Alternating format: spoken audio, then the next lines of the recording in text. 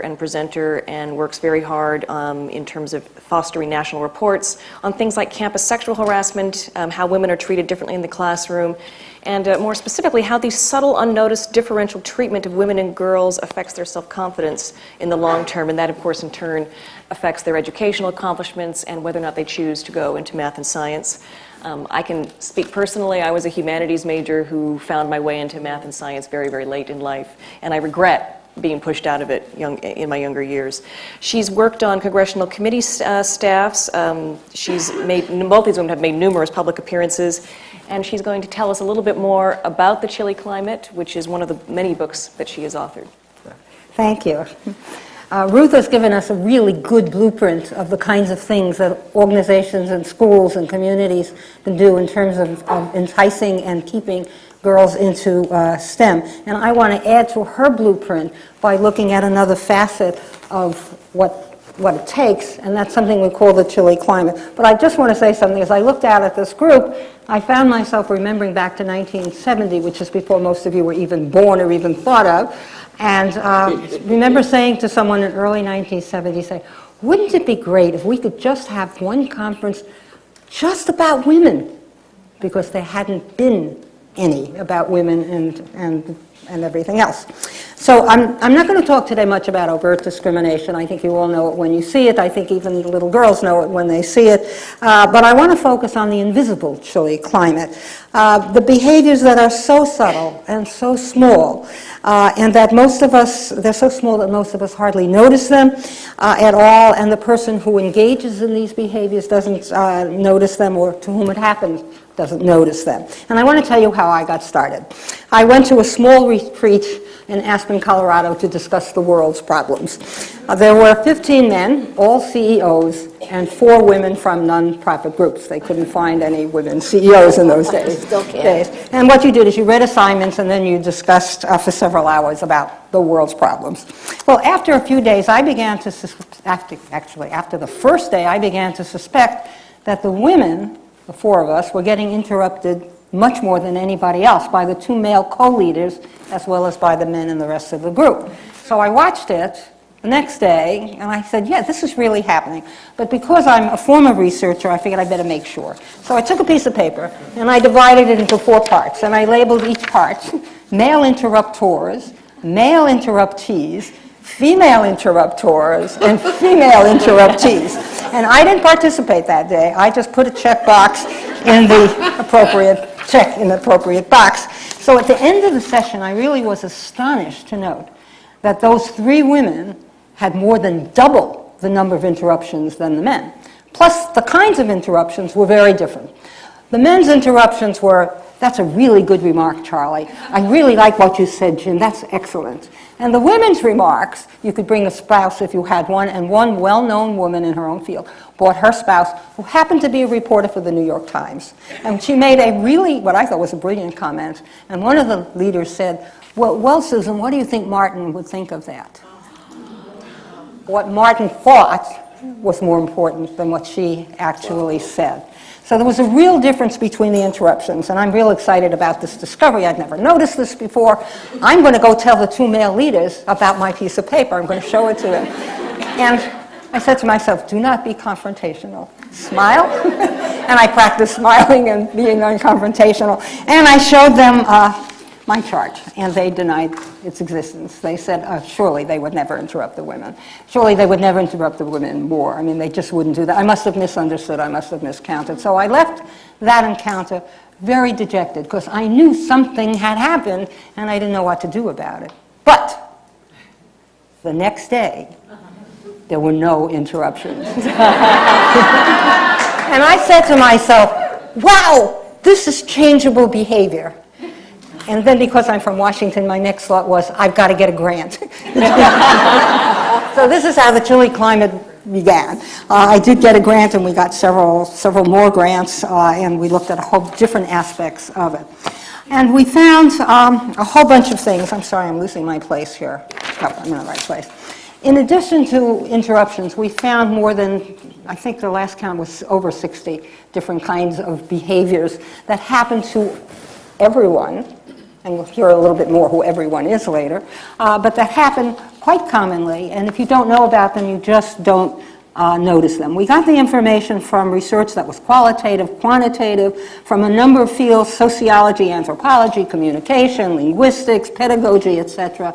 A lot of observational, quantitative reports, as well as many reports from schools, from campuses and workplace and whatnot. For example, females are less likely to be called by name. It's important to be called by your name. If you meet the head of your school and he or she says, "Hi there," that's not as nice as if they call you by name. Women get less eye contact when women are speaking. When I started off this group, I immediately looked at about 5 or 6 men and caught myself right away and said, "Look at other people, please," because we do this, and we'll talk about maybe a little bit later about this. Not only do women get less eye contact, they get less praise. They get less feedback, they get less criticism, which means they don't know the things they could do better, because nobody often tells them. We also noticed that when men spoke, they were much more likely to get those comments, "Tell me more about it," and women were more likely to get, which says, "I heard you, you said something." And that's it. There's no feedback about that kind of talk at all. We also notice men get much more attention when men are speaking. Many of us are nodding, and women are speaking or looking out the window, looking at the papers, and so forth and so on. There will be, I think, a list of these papers being posted by the conference at some point, but if you forget that or whatever, they're all on my website. There's a list of them under the chilly climate. My website is just www.bernicesandler.com, and there's a whole section on the chilly climate. Since the first report in 1982, we really have learned a lot, and that's what I want to share about you in terms of the differential treatment that people get. We learned first that the chilly climate is not only aimed at women, it happens to girls as well. We started off just looking at women. It happens to girls in K through 12. It happens in kindergarten.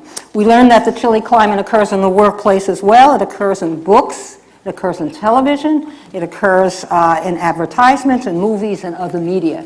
And once you hear these things, you will notice them much more. The next thing we learned was that this is true, sorry. We also learned that the behaviors do not happen all the time to everybody all the time. So there are lots of times when people are really treated very nicely and you don't have it. But it does happen, and we'll talk more about that. Third thing we learned that small, seemingly harmless behaviors, minuscule behaviors like interrupting somebody, can often have a large, damaging, cumulative impact. If you are interrupted occasionally, like if we were talking and I interrupted you or you interrupted me, it's no big deal, right? But if this has happened to you not just tens of times, not just hundreds of times, maybe thousands of times, maybe tens of thousands of times throughout a lifetime of educational experience, family experience, social experience, and then later work experience, the behaviors have an impact.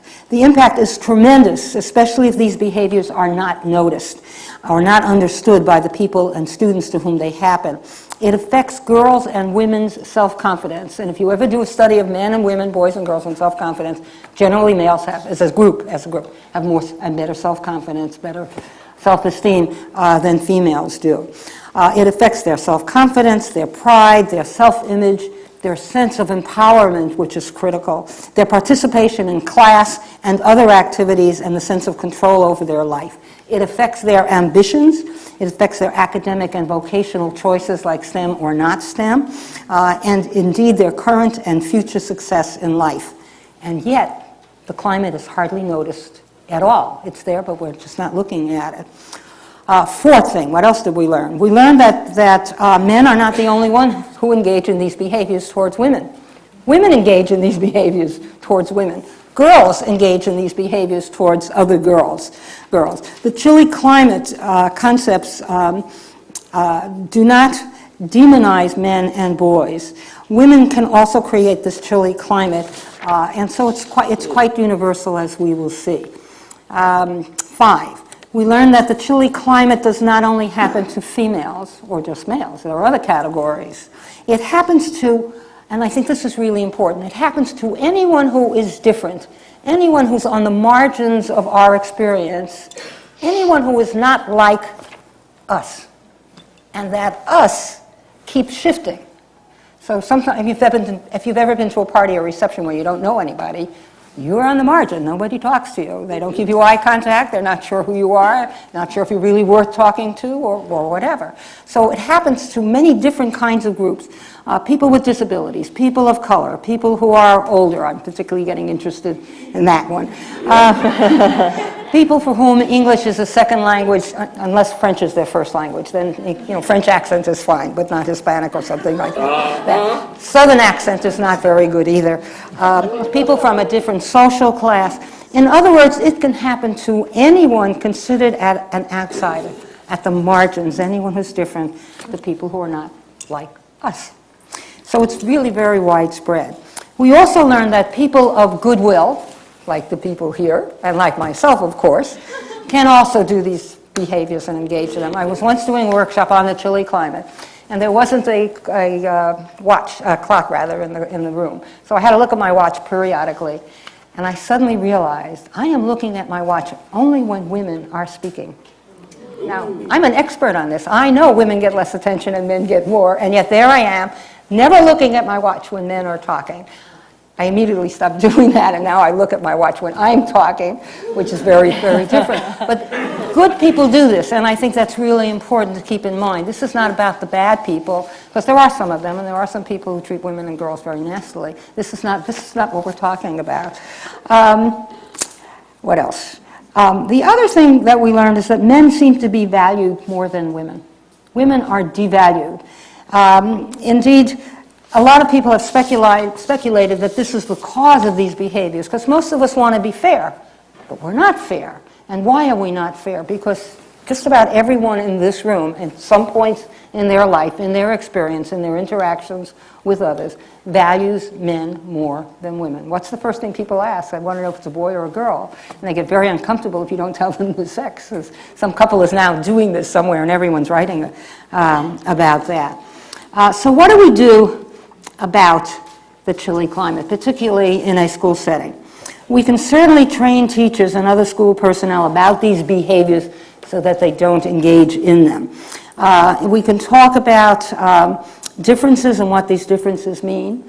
And even in an all-girls environment, there are some girls that are outsiders and not like the rest of the girls on some dimension or other. And so it's important to keep that in mind. How do we inoculate girls? And this is another piece of this. How do we inoculate female students against this kind of discrimination, against the chilly climate, and to empower them? And that is to help them understand what being a girl, what being a woman is like. And I would ask you all to ask yourself, is the history of women or something about women anywhere in the curriculum? Do we talk about sexual stereotypes? Do sexual stereotypes keep some girls from doing something? They may not even know what these things are and need to talk about it so they can see that the pressures are on themselves to act in certain ways, which may not be in their best self-interest. So getting women into the curriculum can be extraordinarily helpful.